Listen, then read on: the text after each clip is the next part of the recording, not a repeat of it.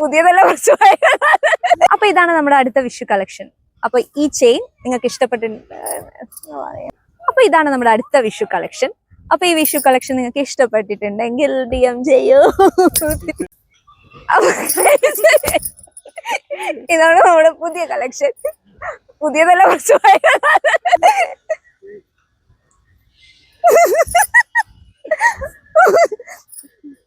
Guys, അപ്പൊ ഇതാണ് നമ്മുടെ പുതിയ പഴയ കളക്ഷൻ. സത്യം പറയാലോ ഇതൊരു സ്റ്റോക്ക് ക്ലിയറൻസ് ആണ്.